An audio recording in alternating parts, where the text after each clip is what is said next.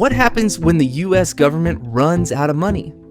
Nearly 1 million government workers aren't getting paid, and national parks across the country are closed with locked gates. Essential services continue, but everything else stops. Welcome to a government shutdown. A government shutdown isn't like a business closing its doors. It affects millions of people in ways you might not expect. This is a uniquely American problem. It's happened 11 times from 1976 to 2025, and the longer shutdowns have cost billions of dollars. In this video, we're going to break down exactly how government shutdowns work, how the economic damage escalates the longer it lasts, the history of how we got here, and most importantly, the real economic costs that everyone ends up paying. Let's dive in. Section 1. What is a U.S. government shutdown? In simple terms, it's when the federal government runs out of legal authority to spend money. Here's how it works. Every year, Congress is supposed to pass funding bills, called appropriations, that tell the government how much money it can spend. The president then signs them into law. But what happens when Congress and the president can't agree on these funding bills? The government literally runs out of permission to spend money, and that's when a shutdown happens.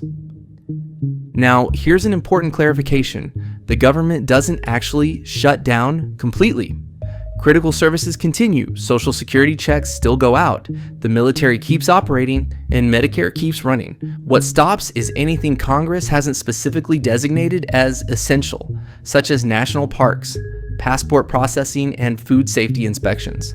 Most of the time, Congress avoids shutdowns by passing what's called a continuing resolution, basically a temporary budget that keeps things running at current levels while they work out their disagreements. Think of it as hitting the snooze button on the budget deadline. But when they can't even agree on that snooze button, that's when we get a shutdown. Section 2. The escalating impact. What happens at different durations? The impact of a shutdown depends entirely on how long it lasts. Let's walk through what happens as time ticks by. Level 1. Weekend shutdown. Government offices technically close, but it's mostly a bureaucratic formality.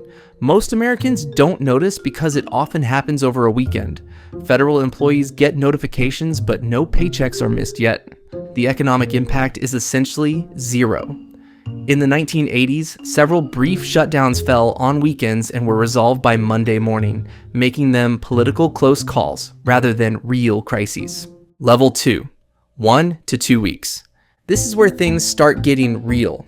Hundreds of thousands of workers classified as non-essential get furloughed, which is a polite way of saying they're sent home without pay. Who are these workers classified as non-essential? Think NASA scientists, park rangers, museum curators, and Environmental Protection Agency researchers. Meanwhile, workers classified as essential: agents screening passengers at airports, air traffic controllers keeping planes safe, FBI agents, and Secret Service protecting the president are legally required to keep working without paychecks. If they don't show up, they can be fired or face disciplinary action, even though they're not being paid. Visitors to Washington, D.C. find the Smithsonian Museums closed. Families planning vacations discover national parks are shut down. If you need to renew your passport, good luck. That processing has stopped. The FDA reduces food safety inspections, meaning potential health risks go unchecked. For federal workers, that first missed paycheck may trigger serious anxiety about paying their bills. But here's something most people don't realize. It's actually worse for the tens of thousands of government contractors. These are the janitors cleaning federal buildings, the cafeteria workers serving lunch, the security guards monitoring entrances. They get laid off immediately, and they typically never receive back pay. In many cases, that income is just gone permanently. Local businesses near government offices lose their customer base overnight. Coffee shops lose their regular morning rush. Economically, every day of shutdown means lost productivity. Work simply isn't getting done. Permits aren't being processed, research isn't being conducted, small business loans aren't being approved. Yet taxpayers will eventually pay federal workers back pay for all this time. It's like paying someone to not work. The 2013 shutdown lasted just 16 days, but cost taxpayers $2 billion in lost economic output. Level 3. 15 to 30 days. By week 3 or 4, we're in serious crisis territory. Federal workers are now missing their second paycheck. This isn't about anxiety anymore. It's about genuine financial emergencies. Mortgages are due. Credit card bills pile up. During the 2018 to 2019 shutdown that lasted 35 days, news cameras captured something almost unthinkable. Federal employees lining up at food banks to feed their families. These were people with good jobs, careers in public service, and they were choosing between groceries and rent. Tax refund processing grinds to a halt, leaving millions of Americans waiting for money that's rightfully theirs. Many people depend on those refunds for major expenses. The Small Business Administration stops processing loans, freezing entrepreneurs' expansion plans. Home buyers ready to close on their dream homes can't get Federal Housing Administration loans approved, putting their futures on hold. Transportation Security Administration agents, after working a month without pay, start calling in sick. Why? Because they may not afford the gas to drive to work. Airport security lines grow dangerously long, creating both security risks and travel chaos. That 35-day shutdown in 2018 to 2019 caused $11 billion in total economic damage. Consumer confidence plummets as uncertainty spreads. Businesses delay investments because they can't predict when government services will resume. Here's the paradox. Taxpayers end up paying federal workers for work that never happened. A shutdown actually costs more money than just funding the government would have in the first place. Level 4, hypothetical extended shutdown. We've never actually reached this point in American history, and for good reason. It would be utterly catastrophic. The Supplemental Nutrition Assistance Program, commonly known as food stamps, would run out of funding. This would cut off food assistance to over 40 million Americans, including millions of children and elderly people. Medicare and Medicaid payments could be disrupted, affecting healthcare access for tens of millions of Americans. Federal courts would close entirely because they can't pay staff. Criminal trials would be postponed indefinitely. The entire justice system would grind to a halt.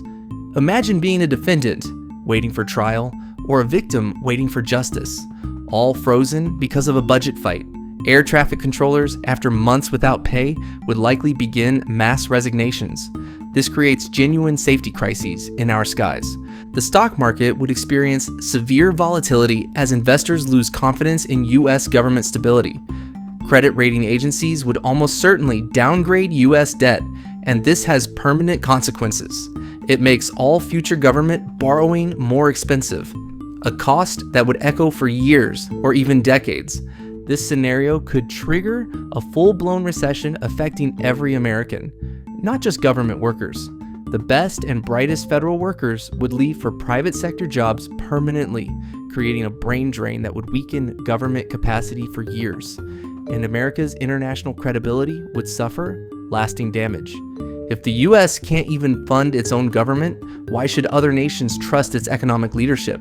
The total economic cost could easily reach hundreds of billions of dollars. Fortunately, even the most extreme political standoffs have ended before reaching this apocalyptic scenario, because the economic risk is simply too catastrophic for anyone, regardless of political party, to let it continue. Section 3. A brief history of government shutdowns. Government shutdowns weren't always this common or dramatic. Before 1980, shutdowns were rare and barely noticed. When funding gaps occurred, government agencies generally just kept operating with the assumption that Congress would resolve things soon. But 1980 marked a turning point. President Carter's Attorney General issued an opinion that transformed the landscape. The ruling stated that without explicit funding authorization, government operations must cease. Suddenly, funding gaps meant actual shutdowns. Since then, we've seen shutdowns become increasingly common and longer. In 1995 to 1996, President Clinton and the Republican Congress clashed over welfare reform, leading to a 21-day shutdown.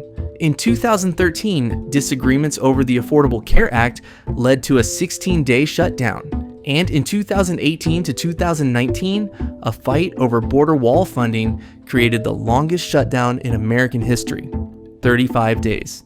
The trend is clear. Shutdowns are becoming more frequent and lasting longer. Why? Growing political polarization means that budget deadlines, which used to be routine administrative tasks, have become high-stakes leverage points. Each party tries to use the threat of shutdown to force the other side to concede on policy issues. Perhaps most concerning is the pattern we're seeing. Each shutdown seems to set a new precedent, making the next one more likely. What was once considered unthinkable political brinksmanship is becoming normalized, almost routine. And that normalization can be dangerous, both politically and economically. Section 4. Why don't we just stop having shutdowns? Here's what you may not know. Most countries don't have government shutdowns at all. This is a uniquely American problem created by the US constitutional system. So how do other democracies handle budget disagreements? In parliamentary systems like Canada, the United Kingdom, Australia, and most of Europe, governments don't shut down when a budget fails to pass. Instead, funding continues through interim appropriations, special warrants, or caretaker conventions until a new budget is agreed. Essential services keep operating without interruption.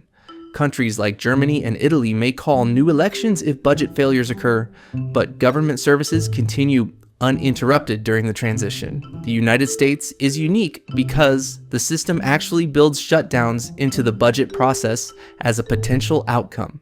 It's not a bug, it's a feature, though maybe a deeply flawed one. The separation of powers between Congress and the president, combined with specific budget laws, creates this shutdown possibility that most other democracies simply don't have. Conclusion: the economics are crystal clear. Government shutdowns cost more money than they save. The longer they last, the more expensive they become. There are no economic winners.